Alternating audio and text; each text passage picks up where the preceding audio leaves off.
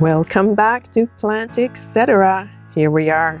Finally, spring is almost here. It's March. And March is definitely the most powerful month for us gardeners. The days are getting longer. The soil is waking up a little bit. It's getting a little warmer. And it's about time to get your hands dirty. If you've been waiting for the perfect moment, now it's time to start. This is it.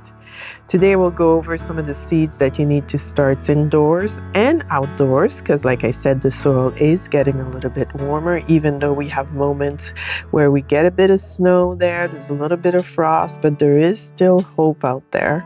I'm also going to go over how you can clean up your garden a little bit to get things going, how you can prevent some pests from happening in your garden. I'll give you some tips and tricks at the end of that. But if you've been watching, you've seen my February seed starting video, so there's going to be some repeat action here today. But no matter what, it is the best time right now to start growing and start your seed. If you didn't do anything for February, March is it. You got to get going. You got to start some of those seeds indoors to be able to have time and be ready for April to start planting out as soon as the weather warms up to its maximum potential in April all across Canada. Okay. Start these seeds now. If you didn't have a chance to start already in February, now there's no time to waste. You need to start now.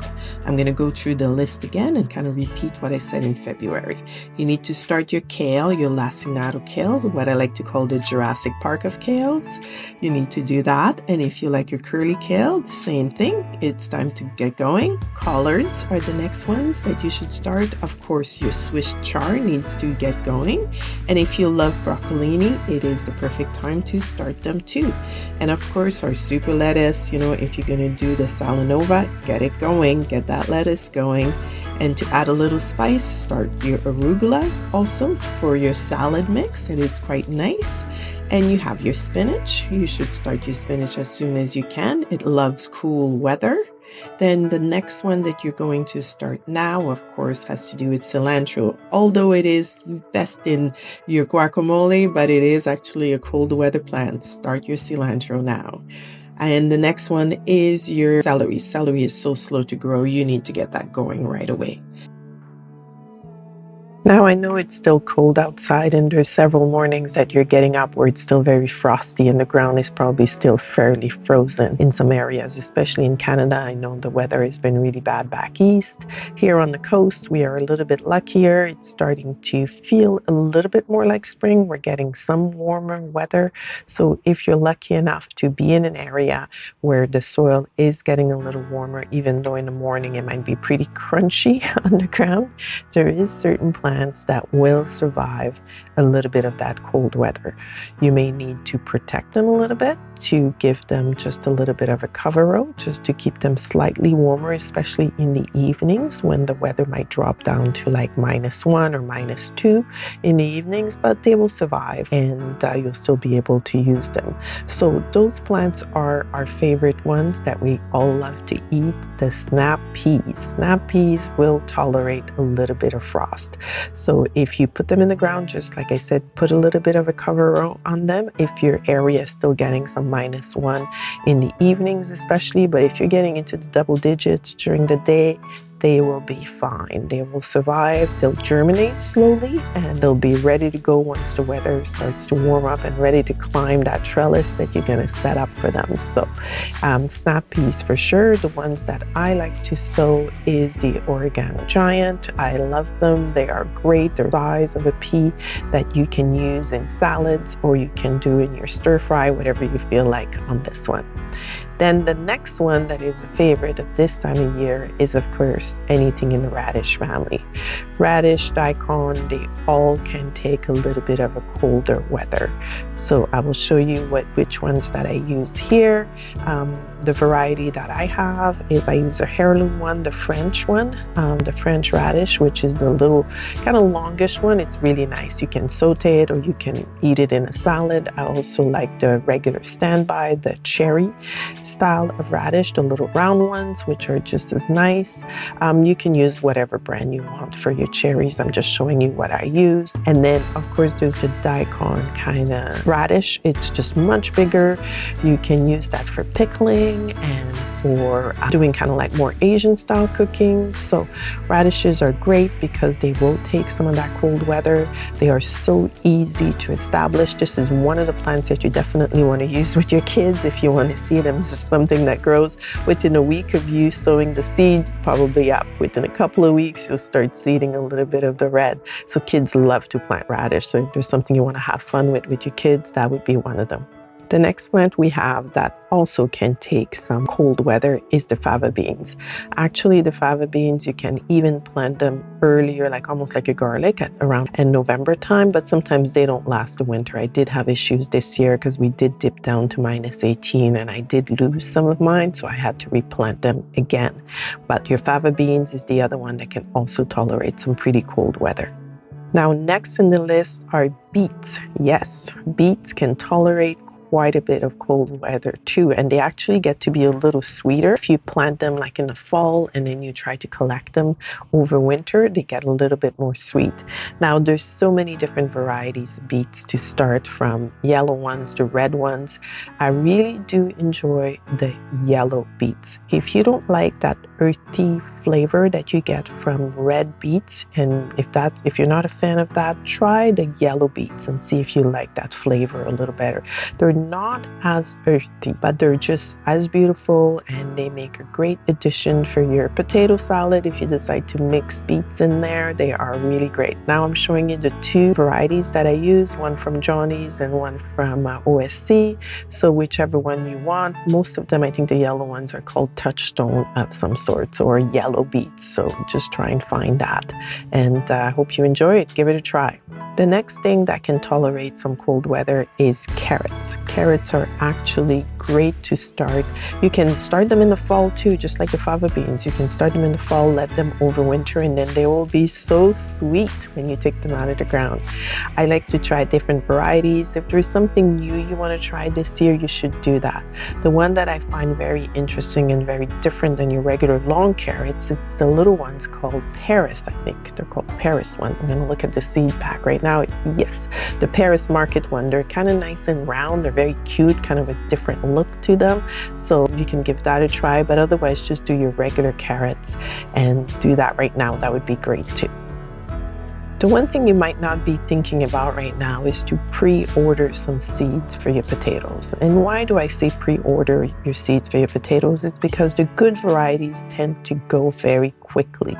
So if there's a variety you have in mind, this year I'm going to grow the German potatoes. They're supposed to be buttery and great. So I've put in my pre-order. So this is just a reminder, put in your pre-order for your potatoes from your local nursery. Now, the other item I'm going to talk about, it's not something that a lot of people grow, but that you should maybe give it a try. Every year, you should try something new. And this year, I've done this before. I shouldn't say this year, but, is ordering the wine caps. I'm showing you a picture of them growing in my garden. These are basically what we call the mushrooms that are easy to grow, the easiest ones to grow. You place them in the ground, and I usually use just some wood chips. You will need to order the spores, and they come in a bag. You just spread them out and you water. It is very, very simple, but it is something that you do need to order and give it a try. It's a simple garden item. It's very interesting. Put it somewhere where you're not going to forget that it's there. I've put them before kind of like in a corner of the garden and completely forgot that they were there. And then all of a sudden you go, oh, here's a mushroom. Yes, so put them somewhere you're going to see it. They're great to grow under your fruit trees, close to your berries. Any of the berries will do. And also close to your garden box if there's a little corner. They need a little bit of shade, not too much shade. So the fruit tree or under a tree is the best. And of course, under your berries, like I said, is a really good space for them. So give it a try. So the one that I'm doing is the wine cap mushrooms, or the garden giant, whatever they grow so big you can't mistake them and eat any poisonous one in case you're really worried. They look very, very different than your other little mushrooms that look quite different. The one thing I wanted to say is I didn't mention starting your tomatoes. This year I'm going to try something else, so don't panic right now if you haven't started your tomatoes yet. It is fine. Tomatoes grow quite quickly. Last year I started them a little too early. They got really leggy when it was time for me to put them in the ground. So this year I've decided I'm gonna try and start my tomatoes really late, like at the end of March, really beginning of April. It is just something I'm trying. If you want to start your tomatoes right now, you can. All I would say is be aware that if the weather doesn't get any better when you're ready to plant them in June, you may have to hold them back for a little bit, but keep that in mind. But otherwise, yeah, you could start your tomatoes right now too.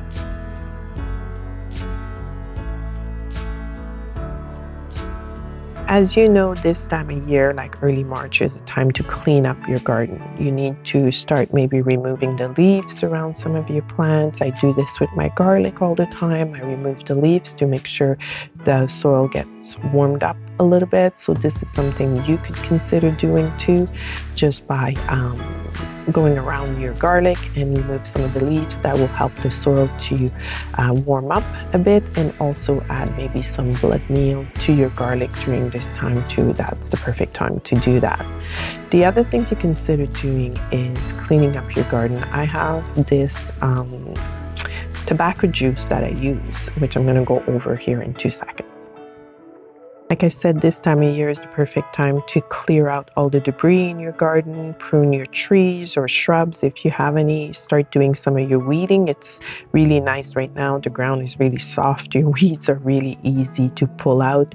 Add some good compost to the soil or add some additional soil if you need to, but it is a good time to just overall clean the garden.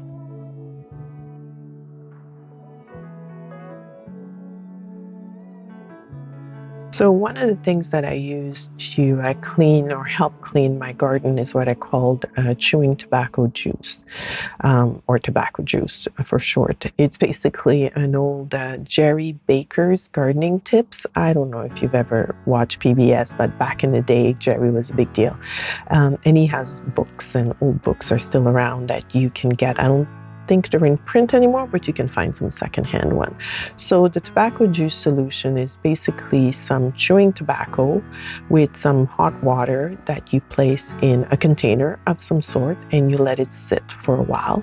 Then when you're ready to use it, usually it's about a cup of everything: a cup of tobacco juice, a cup of shampoo, a cup of soap, I should say, and a cup of mouthwash, or close to, for a few gallons of water. I keep it very simple. This is not a major scientific system, but I find it actually does help to reduce especially slugs in the garden. And this time of year, in this early spring like that, that's when the slugs are the most active in the garden. So I use that to prep the soil. So basically I mix everything up. I'll show you a little video. I mean, I've had tobacco juice sit for quite a while. The one that I'm showing you in the first slot here is basically the one from last year, and I'm also showing you how I just made some new ones. This time I'm using a big Costco dish laundry soap container. It's huge, it's about 6 liters, and I'm putting about 2 tablespoons of chewing tobacco in there. The chewing tobacco has got molasses in it, which has some sugars, so which is great. And I'm filling it up with some partial boiled water and then the rest of the water from the tap. But again, once I'm ready to use it, I will mix some dish soap, some mouthwash, and the tobacco juice that you see in that gallon. That's how I'm going to use it. So hopefully that can give you some ideas on how you can prevent or help prevent some of the slugs that may be a problem in your garden. Thank you for watching. Make sure you do all the clicky things, you like and you subscribe, and have a fun time with the month of March to do your gardening and to start your seed indoors. So happy gardening.